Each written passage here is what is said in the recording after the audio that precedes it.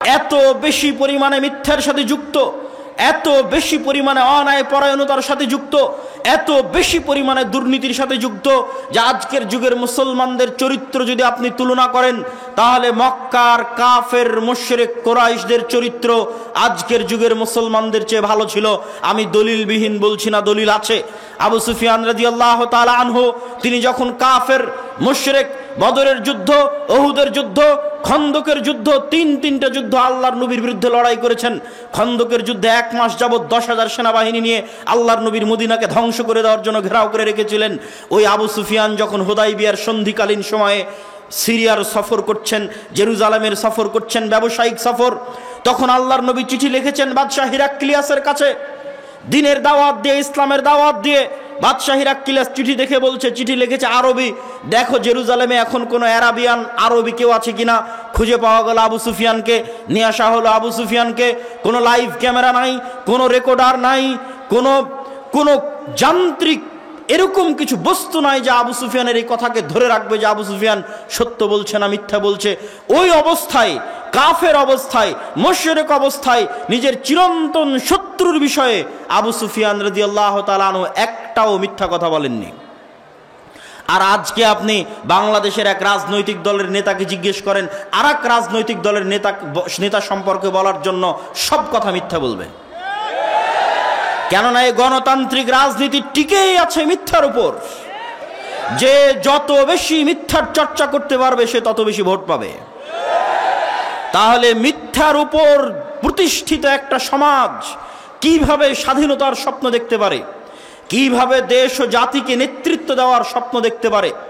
অথচ ততক্ষণ নেতা হওয়া সম্ভবই না যতক্ষণ না আপনার ব্যক্তিত্বে ন্যায় যুক্ত না হয়েছে, ন্যায় পরায়ণতা যুক্ত না হয়েছে। রাসূলুল্লাহ সাল্লাল্লাহু আলাইহি ওয়াসাল্লাম বলছেন, লা তাকুমুস সাআহ হাত্তা ইয়ানজিলা ঈসা ইবনে মারইয়াম, ততক্ষণ পর্যন্ত কিয়ামত হবে না যতক্ষণ না মারিয়ামের সন্তান ঈসা পৃথিবীতে নেমে না আসছে। মারিয়ামের সন্তান ঈসা পৃথিবীতে নেমে এসে ইয়াকসিরুস সালিব, ক্রুশকে ভেঙে দিবে, ওয়াকতুলুল খিনজির, শুকুরকে হত্যা করবে, হারাম ঘোষণা করবে, আর সমগ্র পৃথিবীতে হাকামান মুকসিতা, ন্যায় বিচার প্রতিষ্ঠা করবে। সমগ্র পৃথিবীতে মারিয়ামের সন্তান ঈসা ন্যায় বিচার প্রতিষ্ঠা করবে আল্লাহর নবী বলছেন। আর ন্যায় বিচার প্রতিষ্ঠা করা মাত্র ইয়াকসুরুল মাল, টাকা পয়সা এত বেশি হয়ে যাবে যে টাকা নেওয়ার মতো মানুষ থাকবে না, এত বেশি হয়ে যাবে। তো আমি যেটি বলছিলাম, এই হাদিস কি বুঝাচ্ছে? এই হাদিস রাষ্ট্র ক্ষমতা ইসলামের ব্র্যান্ডিং। ব্র্যান্ডিং মানে কোন মোটরসাইকেল, একটা মোটরসাইকেলের ব্র্যান্ডিং আছে যে ও কম তেলে বেশি কিলোমিটার চলে, আর এক মোটরসাইকেলের ব্র্যান্ডিং আছে বেশি স্পিডে চলে, এক একটার এক এক রকম ব্র্যান্ডিং। তো ইসলাম রাষ্ট্র ক্ষমতায় যাবে, তার ব্র্যান্ডিং হচ্ছে ইসলাম রাষ্ট্র ক্ষমতায় গেলে ন্যায় বিচার প্রতিষ্ঠা করবে, ন্যায় পরায়ণতা প্রতিষ্ঠা করবে, এটা ইসলামের রাষ্ট্র ক্ষমতার ব্র্যান্ডিং। শুধু তাই নয়, রাসূলুল্লাহ সাল্লাল্লাহু আলাইহি ওয়াসাল্লাম আর এক হাদিসে বলছেন, 7 শ্রেণীর মানুষকে কিয়ামতের মাঠে বিশেষ ছায়া দেওয়া হবে, যার 1 নাম্বার সব ইবাদতকে ছাপিয়ে যে 1 নাম্বার স্থান করে নিয়েছে। তাহাজ্জুদের সালাত, রাতের ইবাদত, নফল সিয়াম, সালাত সিয়াম থেকে শুরু করে যত দান থেকে শুরু করে যত ইবাদতের জগতে যত ইবাদত আছে সবকে ছাপিয়ে 1 নাম্বার স্থান করে নিয়েছে। যেই দায়িত্বশীল, ন্যায় পরায়ণ, ওই ন্যায় পরায়ণ দায়িত্বশীলকে আল্লাহ বিশেষ ছায়া দিবে। মানে ন্যায় ছাড়া দায়িত্ব পালন করা, ন্যায় ছাড়া নেতা হওয়া ইসলামের দৃষ্টিতে অসম্ভব, ইম্পসিবল। তো যতই আপনি লিল্লাহে তাকবীর দেন, যতই আপনি ভোটের বক্তব্য দেন, যতই আপনি ইকামতে দ্বীনের বক্তব্য দেন, যতক্ষণ না একটা প্রজন্ম তৈরি না হয়েছে যেই প্রজন্ম ন্যায়ের ওপর প্রতিষ্ঠিত হবে, সত্যবাদিতার ওপর প্রতিষ্ঠিত হবে, কোনো কিছুর সাথে আপোষ করবে না, নিজের দ্বীনের ওপর কট্টর কনফিডেন্ট হবে, এরকম একটা প্রজন্ম যতক্ষণ তৈরি না হয়েছে ততক্ষণ রাষ্ট্রে কখনো ইসলাম প্রতিষ্ঠা করা সম্ভব নয়। শুধু সম্ভব নয় তা নয়, এর উল্টাটা ঘটবে। উল্টাটা ঘটবে মানে আপনাকে বুঝাই, ন্যায়পরায়ণতা আপনারা এখন চেক করেন। আমি কয়েকটা উদাহরণ দেব, এই উদাহরণগুলো দিয়ে চেক করেন। আপনাদের দেবীনগরে যৌতুকের ভিত্তিতে বিবাহ হয় না? ডিমান্ডের ভিত্তিতে বিবাহ হয় না? হয় না? হয়। ন্যায় অন্যায় মানে ইবাদতের সাথে সম্পৃক্ত নয়, ন্যায় অন্যায় মানে মানুষের সাথে সম্পৃক্ত। ন্যায় অন্যায় মানে মানুষের সাথে সম্পৃক্ত। তো একটা মেয়ের যখন যৌতুকের ভিত্তিতে বিবাহ হচ্ছে তখন এটি ন্যায় না অন্যায়? অন্যায়।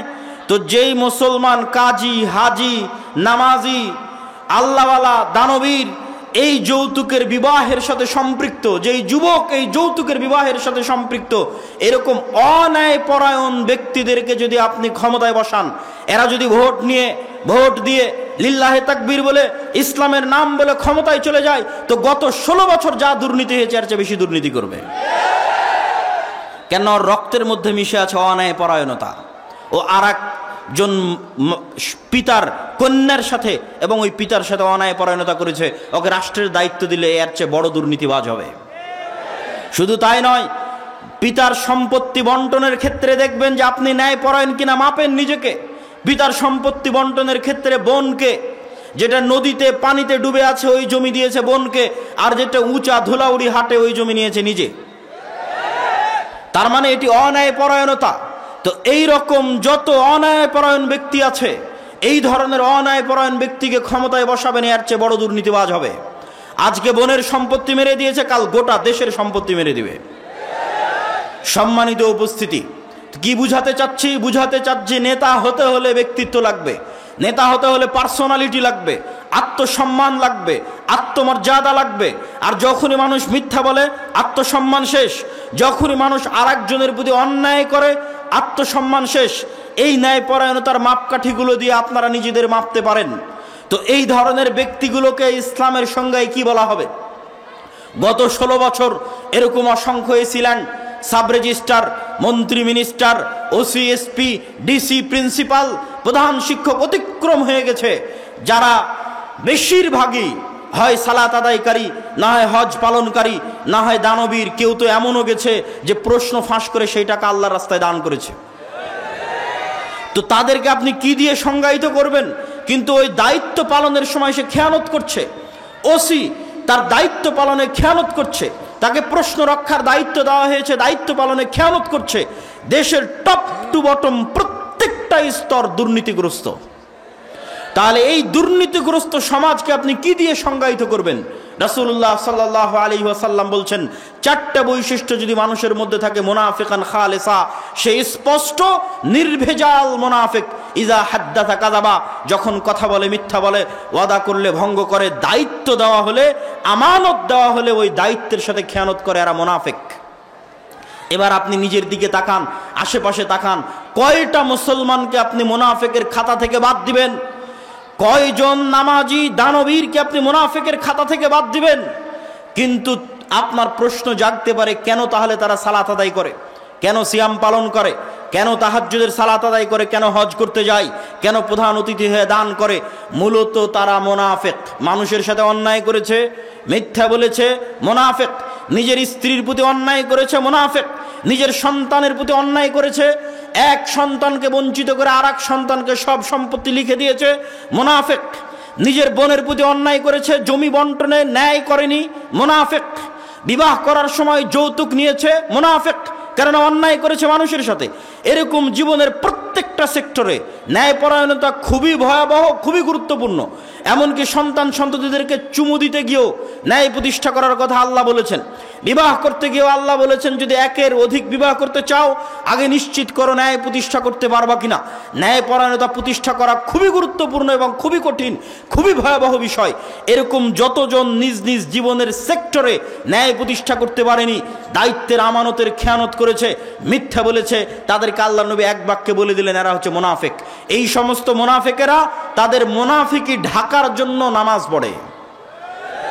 এই সমস্ত মুনাফিকেরা তাদের মুনাফিকি ঢাকার জন্য কোটি কোটি টাকা দান করে দানবীর শাস্তে চায়। এই ধরনের মুনাফিকেরা তাদের মুনাফিকি ঢাকার জন্য হজ করতে যেতে চায়, যে আমি হাজি। কিন্তু মুনাফিক তার বোনকে তার সম্পত্তিতে ন্যায়ের সাথে ভাগ দেয়নি, মুনাফিক। এই ধরনের মুনাফিক সম্প্রদায় দিয়ে কখনোই মুসলিম জাতির মুক্তি হবে না, হবে না, হবে না। কেমন সম্প্রদায় লাগবে? মুহাম্মদ সাল্লাল্লাহু আলাইহি ওয়াসাল্লামের মতো সত্যবাদী ন্যায়পরায়ণ। জন্মই হয়েছে সত্যবাদীদের উপর, ন্যায়পরায়ণতার উপর। ওমর ইবনুল খাত্তাবের মতো আপোষহীন, কোনো কিছুতে ছাড় দেওয়ার মানসিকতা নাই দিনের বিষয়ে। এরকম সত্যবাদিতা, ন্যায়পরায়ণতার উপর যখন হৃদয় ফ্রেশ, তখন এবার সালাত আদায় করছে। কারো নামে গীবত করে না, কারো নামে অপবাদ দেয় না, কারো পিছে পড়ে না। লোন এবং কর্জের ধার ধারে না, যেখানে গেলে মাথা নত হতে পারে, যেখানে গেলে মিথ্যা বলা লাগতে পারে তার ধার ধারে না।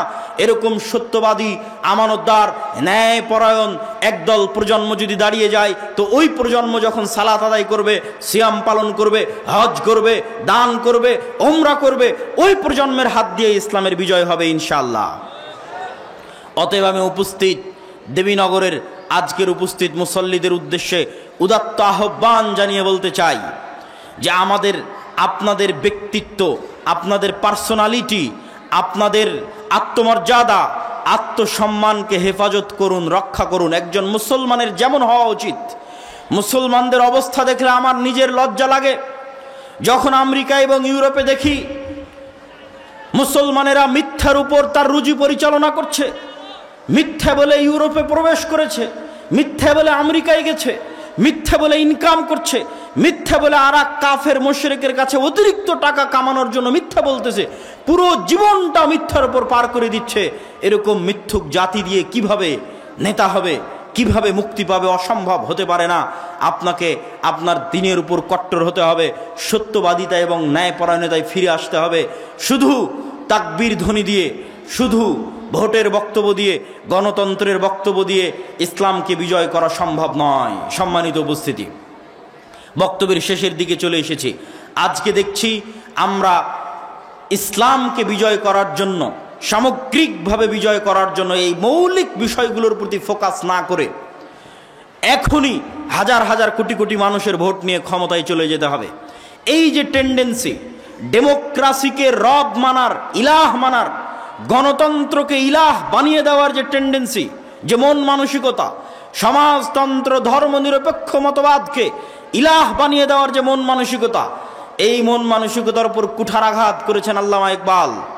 আল্লামা ইকবাল বলেছেন, আজকের আধুনিক যুগের আজরেরা, তারা সোয়ায়ে আধুনিক যুগের আজর মানে ইব্রাহিমের পিতা আজর মূর্তি বানিয়েছিল, আজকের যুগের আজরেরা নতুন মূর্তি বানিয়েছে। ইনসারে খুদাও মে বড়া সবসে ওয়াতান হ্যায়। আজকে মানুষ ইবাদতের জন্য যত মূর্তি বানিয়েছে তার মধ্যে একটা গণতন্ত্র, একটা সমাজতন্ত্র, একটা ধর্মনিরপেক্ষ মতবাদ, সেকুলারিজম। এই মূর্তিগুলোর আজকের যুগে মানুষ পূজা করতেছে, আজকের যুগে মানুষ ইবাদত করতেছে। অথচ তাওহীদ মানে আমাই ইয়াকফুর বিত্তাগুত ওয়া ইউমিন বিল্লাহ, আগে তাগুতকে অস্বীকার করতে হবে, তারপরে ঈমান আনয়ন করতে হবে। ঈমান আনয়ন মানে, তাওহীদ মানে ইব্রাহিম আলাইহিস সালাতু ওয়াস সালামের আদর্শ, কাফারনা বিকুম ইন্না বুরাউম মিনকুম বারিউম মিম্মা তুশরিকুন। এগুলো ইব্রাহিম আলাইহিস সালামের নিজের মুখের বাক্য যে আমি তোমাদের থেকে মুক্ত, আমি অস্বীকার করছি ওই সমস্ত মূর্তির, ওই সমস্ত শিরকের যার তোমরা পূজা করো। আজকে যদি মুসলমানেরা বলতে চায় যে হ্যাঁ তাদের ঈমান পরিপূর্ণ, তাহলে আগে এই সমস্ত নতুন মূর্তিগুলোকে অস্বীকার করতে হবে।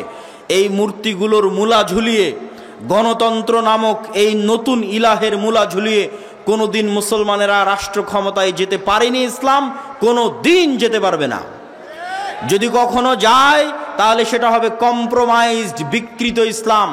অবিকৃত ইসলাম পূর্ণাঙ্গ ক্ষমতার সাথে রাষ্ট্র ক্ষমতায় যাবে, তার পথ পদ্ধতি হবে ভিন্ন, তার পথ পদ্ধতি শুরুই হবে দাওয়াত দিয়ে। আল্লাহ চাইলে মুসা আলাইহিস সালাতু ওয়াস সালামকে বলতে পারতেন যে যাও তোমাকে মোজেজার লাঠি দিলাম, এই লাঠি দিয়ে ফেরাউনকে হত্যা করো, দিয়ে ক্ষমতা দখল করো না। আল্লাহ মুসা আলাইহিস সালামকে ব্যক্তিত্ব দিয়ে, পার্সোনালিটি দিয়ে, আত্মমর্যাদা দিয়ে, আত্মসম্মান দিয়ে, উন্নত চরিত্র দিয়ে তৈরি করেছেন। গোলাম হিসেবে মিথ্যার উপর, ধোঁকার উপর, দুর্নীতির উপর তৈরি করেননি। যখন বানু ইসরাইল গোলাম, যখন বানু ইসরাইল জীবন যাপন করছে মিথ্যার উপর, গোলামির উপর, তখন আল্লাহ মুসা আলাইহিস সালামকে ওই গোলামি থেকে মুক্তি দিয়ে ফেরাউনের বাড়িতে পূর্ণ আত্মমর্যাদার সাথে, আত্মসম্মানের সাথে মানুষ করেছেন, যেন মুসা আলাইহিস সালামের আত্মমর্যাদা, আত্মসম্মান, ব্যক্তিত্ব কোনো কমতি না থাকে। নেতৃত্ব দিতে হলে, নেতা হতে হলে পূর্ণ আত্মমর্যাদা লাগবে, আত্মসম্মান লাগবে, তবে নেতা হওয়া যাবে। আর যে গোলাম অবস্থায় মানুষ হয়েছে নেতা হতে পারবে না। তো মুসা আলাইহিস সালামকে আল্লাহ দাওয়াত দিতে পাঠালেন তার ব্যক্তিত্বের সাথে। ইউসুফ আলাইহিস সালাতু ওয়াস সালামকে আল্লাহ চাইলে জিবরাইলকে পাঠিয়ে কুয়া থেকে তখনই উঠিয়ে বাপের কাছে ফেরত পাঠাতে পারতেন, পাঠাননি। ইউসুফ আলাইহিস সালাতু ওয়াস সালামকে আল্লাহ লম্বা পরীক্ষার মধ্যে দিয়ে পার করেছেন। যে লম্বা পরীক্ষার মধ্যে দিয়ে ইউসুফ আলাইহিস সালামের ব্যক্তিত্ব তৈরি হয়েছে, শাখসিয়াত তৈরি হয়েছে, পার্সোনালিটি তৈরি হয়েছে, নেতৃত্বের গুণ তৈরি হয়েছে। মিথ্যার সাথে আপোষহীনতা তৈরি হয়েছে এবং সত্যের উপর অটল এবং অবিচল থাকার মানসিকতা তৈরি হয়েছে, নিজের দিনের বিষয়ে ছাড় না দেওয়ার মানসিকতা তৈরি হয়েছে। এই মানসিকতাগুলো নিয়ে যখন তিনি বাতিলের সামনে দাঁড়িয়েছেন, যখন তিনি দাওয়াতের ময়দানে গেছেন, তখন তিনি পরীক্ষার মুখোমুখি হয়েছেন, আস্তে আস্তে সফল হয়েছেন। সম্মানিত উপস্থিতি, আমাদের ওই রকম একটা প্রজন্ম লাগবে, ওই রকম একদল যুবক লাগবে যারা মিথ্যা বলা জানে না, যাদের জীবন চলে গেলেও মিথ্যার সাথে আপোষ করবে না, যারা জীবনের প্রত্যেকটা সেক্টরে সত্য বলে, যারা হারাম থেকে পবিত্র, হারামের সংস্পর্শে গেলে অপবিত্র হয়ে যাবে, হারাম ইনকামের সংস্পর্শে গেলে অপবিত্র হয়ে যাবে, হারাম থেকে পবিত্র, ন্যায়পরায়ণ, দুনিয়ার কোনো মানুষের প্রতি অন্যায় করে না, না পিতা মাতার প্রতি, না সন্তানের প্রতি, না বোনের প্রতি, না ভাইয়ের প্রতি, না নিজ দায়িত্বের প্রতি, অটল শতভাগ ন্যায়পরায়ণ।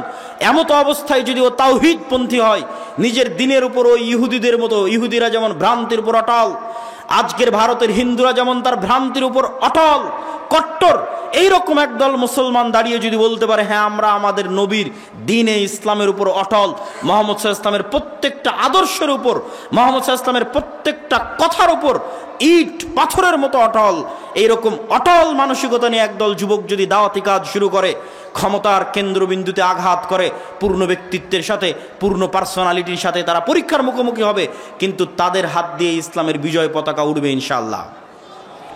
আমি আপনাদের কাছে আজকের দেবীনগরের এই মাটিতে এই ধরনের একদল যুবকের প্রত্যাশা করি যে এই আলোচনাগুলো শুনে, এই বক্তব্যগুলো শুনে অন্তত আপনাদের এই চারিত্রিক দিকটা সংশোধন হোক, অন্তত ন্যায়পরায়ণ হওয়ার চেষ্টা করে। আজকে মুসলিম উম্মাহ ব্যক্তিত্বের দিক থেকে, চারিত্রিক দিক থেকে সর্বনিম্ন স্তরে অবস্থান করছে। এই চারিত্রিক ব্যক্তিত্ব বলে আমি অবৈধ সম্পর্ক, জেনা, ব্যভিচার, বেহায়াপনা, বেলেল্লাপনাকে বুঝাচ্ছি না। আমি এই চারিত্রিক ব্যক্তিত্ব বলতে মানুষের আত্মমর্যাদা, আত্মসম্মান, মাথা উঁচু করে থাকার সাহস, বাতিলের সামনে মাথা নত না করা, সত্য বলতে পারার সাহস, সত্য বাস্তবায়ন করতে পারার সাহস, কম্প্রোমাইজ, আপোষ না করার মানসিকতা, এই যে মানসিকতাগুলো, এই বিষয়গুলো আমি বুঝাতে চাচ্ছি। এই বিষয়গুলো বুঝাতে গিয়ে আমি কিছু উদাহরণ, কিছু হাদিস এবং কিছু আয়াত আপনাদের সামনে তুলে ধরব। সম্মানিত উপস্থিতি, আজকের বিশ্বে আপনি যদি ইহুদিদের দিকে তাকান, হিন্দুদের দিকে তাকান, তাহলে তারা তাদের নিজ নিজ দ্বীনের উপর, ভ্রান্ত দ্বীনের উপর কট্টর, কোনো প্রকার কম্প্রোমাইজ, কোনো প্রকার আপোষের ধার তারা ধারে না। বাশার আল আসাদ যখন সিরিয়া ছেড়ে দিয়ে পালিয়েছে, তখন ইসরায়েল অন্তত 500-র অধিক জায়গায় সিরিয়াতে বোমা হামলা করেছে। না আমেরিকাকে জিজ্ঞেস করার প্রয়োজন মনে করেছে, না জাতিসংঘকে জিজ্ঞেস করার প্রয়োজন মনে করেছে। ইসরায়েল ভ্রান্তির ওপর হলেও তার নিজের দ্বীনের ওপর সে কট্টর। আমি লন্ডনে ইহুদি পাড়ায় দেখেছি 90% অধিক ইহুদির মুখে দাঁড়িয়ে আছে। তারা তাদেরকে আল্লাহ পবিত্র কোরআনে অভিশপ্ত বললেও একজন ইহুদি পরোয়া করে না যে সে দাড়ি রাখলে দুনিয়ার মানুষ কি বলবে। সে তার নিজের দ্বীনের উপর কট্টর। আপনারা কতটুকু হালাল হারামের বিধান মানেন আমার জানা নাই, কিন্তু আপনার যদি কোনো ইহুদির সাথে সাক্ষাৎ হয়, তাহলে কৌশার ফুড, তাদের হালাল হারামের বিধিবিধান মানতে একজন ইহুদি কত কঠোর, কত কট্টর, তা আপনি ইহুদির সাথে সাক্ষাৎ হলে বুঝতে পারবেন। এমন কোনো ইহুদি হোটেল নাই, ইহুদি রেস্টুরেন্ট নাই। বহির্বিশ্বে যে কাউকে ফোন করে জিজ্ঞেস করতে পারেন যে ইহুদি রেস্টুরেন্ট, হোটেল, ছোট পেঁয়াজির দোকানও যদি হয়, ছোটোখাটো গ্রামের রেস্টুরেন্টও যদি হয় ধুলাউড়ি হাটের, তো প্রত্যেকটা হোটেল রেস্টুরেন্টে একজন করে মৌলানা, হুজুর, পাদ্রী, ইহুদি রাবাই নিয়োগ দেওয়া আছে। ওই ইহুদি রাবাইয়ের কোনো কাজ নাই, মুরগি জবাই করার সময় মুরগি জবাই করবে, ডিম ভাঙার সময় ডিম ভেঙে দিবে। খাবার হালালভাবে তৈরি হচ্ছে কিনা শুধু এটা দেখবে, এটাই কাজ। এটার জন্য প্রত্যেকটা রেস্টুরেন্ট, প্রত্যেকটা হোটেলে একজন ইহুদি রাবাইকে নিয়োগ দেওয়া আছে। কতটা কঠোর নিজের দিনের উপর, তা আপনি তাদের সাথে উঠা বসা করলে বুঝবেন। শুধু তাই নয়, পার্শ্ববর্তী দেশ ভারতের উদাহরণ নেন। 1947 সালে ভারত প্রতিষ্ঠিত হয়েছিল সেকুলারিজমের ওপর। জওহরলাল নেহরু, গান্ধী, মাওলানা আবুল কালাম আজাদ ধর্মনিরপেক্ষ মতবাদের উপর ভারতকে প্রতিষ্ঠা করেছিলেন। আর 1947-এ পাকিস্তান, বাংলাদেশ প্রতিষ্ঠা হয়েছিল ইসলামের নামে মুসলমানদের জন্য। কিন্তু আজ 70 বছর পর, 75 বছর পর 2025 সালে এসে দুঃখজনক হলেও সত্য, ভারত তাদের দিন হিন্দুত্ববাদ একটি ভ্রান্ত দিন হওয়ার পরেও, হিন্দুত্ববাদ একটি বাতিল দিন হওয়ার পরেও ভারত রাষ্ট্রীয়ভাবে হিন্দুত্ববাদের উপর গত 10 বছর ধরে প্রতিষ্ঠিত আছে, পৃথিবীর কাউকে পরোয়া করে না। আর তার বিপরীতে বাংলাদেশ এবং পাকিস্তান 1947-এ ইসলামের নামে তৈরি হলো। আজ 70 বছর পর পাকিস্তান আর বাংলাদেশ পাল্লা দিয়ে ধর্মনিরপেক্ষ রাষ্ট্র, পাল্লা দিয়ে সেকুলার কান্ট্রি হওয়ার জন্য বিশ্বের কাছে কেমনে তুলে ধরা যায় যে না, আমরা কট্টর ইসলামপন্থী নই, আমরা কট্টর মুসলমান নই, আমরা উদারপন্থী ধর্মনিরপেক্ষ মতবাদে বিশ্বাসী মুসলমান, এটি তুলে ধরার জন্য পাল্লা দিয়ে প্রতিযোগিতা করতেছে। সম্মানিত উপস্থিতি, গত কয়েকদিন আগে আপনারা দেখেছেন যে বাংলাদেশের চাঁপাইনবাবগঞ্জ সীমান্তে বিজিবি এবং বিএসএফের যে উত্তেজনা, এই উত্তেজনাকে কেন্দ্র করে দেখবেন আমাদের জেনজি যুবক সমাজ, তরুণ সমাজ ফেসবুক, ইউটিউব, টুইটার, টিকটকে ট্রল করতেছে, ভারতের মানুষদেরকে নিয়ে ট্রল করতেছে। তাদের দাবি অনুযায়ী বাংলাদেশের মানুষ সাহসী, তাদের দাবি অনুযায়ী বাংলাদেশের মানুষ বীর পুরুষ, আর ভারতের মানুষ ভীরু কাপুরুষ তাদের দাবি অনুযায়ী। আমি তাদেরকে উদ্দেশ্য করে বলতে চাই, আমি বাংলাদেশের যুবক সমাজকে উদ্দেশ্য করে বলতে চাই, যদি তোমরা দাবি করো যে তোমরা সাহসী, যদি তোমাদের বুকে দম থাকে যে তোমরা সাহসী, তাহলে দেখো তোমাদের পার্শ্ববর্তী দেশ ভ্রান্ত হওয়ার পরও তার হিন্দুত্ববাদকে রাষ্ট্রে প্রতিষ্ঠিত করে কট্টরভাবে, বেপরোয়াভাবে হিন্দুত্ববাদের প্রচার সারা পৃথিবীতে করছে, তার দেশে করছে। আর তুমি বলছো আমি সাহসী মুসলমান, তো তুমি যদি সাহসী মুসলমান হও, তোমার দেশেও তুমি ইসলামকে প্রতিষ্ঠা করো। কিন্তু তুমি তো ভীরু কাপুরুষতার সাথে মিনমিন করে বলো যে না আমি সেকুলার, তাহলে ভীরু কাপুরুষ ওই হিন্দু নয়, ভীরু কাপুরুষ তোমরা, ভীরু কাপুরুষ আমরা। সম্মানিত উপস্থিতি, এই যে ছাড় দেওয়ার মানসিকতা নিজের দিনে, এইটা এসেছে গোলামি থেকে, কলোনিয়াল মাইন্ড সেট আপ, ঔপনিবেশিক গোলামি। উপনিবেশ মানে কি? কলোনি কাকে বলে? আমরা ব্রিটিশদের কলোনি ছিলাম, তার মানে কি? তার মানে হচ্ছে আমি যদি ব্রিটিশের একটা অঙ্গরাজ্য হতাম সেটা ভিন্ন কথা, তাহলে ব্রিটিশের অঙ্গরাজ্য হলে আমার স্বাধীনতা আর ব্রিটিশ নাগরিকদের মতোই থাকতো। কিন্তু ব্রিটিশ আমাকে ওর অঙ্গরাজ্যও বানায়নি, আবার আমার থেকে সকল প্রকার ভোগ দখল করেছে, এর নাম কলোনি। তো এই কলোনি যে আপনি তাকে রাষ্ট্রের স্বীকৃতি দিবেন না, যেমন ধরেন যদি ভারতের কথা বলি, তাহলে বাংলাদেশকে ভারত তার অঙ্গরাজ্যও করেনি, অঙ্গরাজ্য করলে তো অন্তত আর 10টা অঙ্গরাজ্যের মতো বাংলাদেশের মানুষ স্বাধীনতা পেত, অঙ্গরাজ্যও করেনি, আবার কলোনি উপনিবেশ হিসেবে সকল প্রকার সুযোগ সুবিধা আদায় করে নিয়েছে, এর নাম কলোনি, উপনিবেশ। তো এই কলোনিয়াল মাইন্ড সেট আপ, 190 বছর আমরা ব্রিটিশদের গোলাম ছিলাম। ওই 190 বছর ব্রিটিশদের গোলাম থাকার কারণে আমাদের রক্তের মধ্যে আমাদের ব্যক্তিত্ব, আমাদের পার্সোনালিটি, আমাদের স্বাধীন চেতা মনোভাব, আমাদের আপোষহীন মনোভাব ধ্বংস হয়ে গেছে। প্রত্যেকটা সেক্টরে মুসলমান তার চরিত্রের সর্বনিম্ন স্তরের পরিচয় দিয়ে যাচ্ছে। যেমন আপনাদেরকে যদি উদাহরণ হিসেবে বলতে চাই, আপনাদের সামনে, দেবীনগরের মানুষের সামনে যদি উদাহরণ হিসেবে তুলে ধরতে চাই, তাহলে কয়েকটি উদাহরণ আপনাদের সামনে তুলে ধরি। রাসূলুল্লাহ সাল্লাল্লাহু আলাইহি ওয়াসাল্লাম একজন মুসলমানের স্বাধীনচেতা মনোভাব রক্ষা করার জন্য, একজন মুসলমানের উন্নত ব্যক্তিত্ব, আত্মমর্যাদা, আত্মসম্মান রক্ষা করার জন্য তিনি মুসলমানকে ঋণ থেকে, লোন থেকে বাঁচতে বলতেন। নিজে লোন এবং ঋণ থেকে বাঁচার জন্য আল্লাহর দরবারে দোয়া করতেন, আল্লাহুম্মা ইন্নী আউযু বিকা মিনাল মা'সামি ওয়াল মাগরাম। হে আল্লাহ, আমি পাপ থেকে বাঁচতে চাই, লোন থেকে বাঁচতে চাই। আল্লাহুম্মা ইন্নী আউযু বিকা মিনাল হাম্মি ওয়াল হুজন। হে আল্লাহ, আমি দুশ্চিন্তা থেকে বাঁচতে চাই। বলতে বলতে বলতেন ওয়া গালাবাতিদ দাইন, আমি লোন থেকে বাঁচতে চাই। আল্লাহর নবীকে জিজ্ঞেস করা হলো, আপনি কেন এত লোন থেকে বাঁচতে চান, কেন এত কর্জ থেকে বাঁচতে চান? আল্লাহর নবী কখনোই এই লোন, এই কর্জ দ্বারা সুদের লোন বুঝাননি। সুদের লোন তো বহু দূরে। স্বাভাবিকভাবে একজন মুসলমান আর এক মুসলমানের কাছে 500 টাকা ধার নিবে, 1000 টাকা ধার নিবে, এখন দাও কাল সকালে দিয়ে দিব, এখন দাও পরের দিন সকালে দিয়ে দিব। এই ধরনের যে কর্জে হাসানা, এই ধরনের যে ধার, এই ধারের কথা রাসূলুল্লাহ সাল্লাল্লাহু আলাইহি ওয়াসাল্লাম এই দোয়া থেকে বাঁচতে চাচ্ছেন। আল্লাহর নবীকে জিজ্ঞেস করা হচ্ছে, হে আল্লাহর নবী, আপনি কেন এত কর্জ থেকে বাঁচতে চান?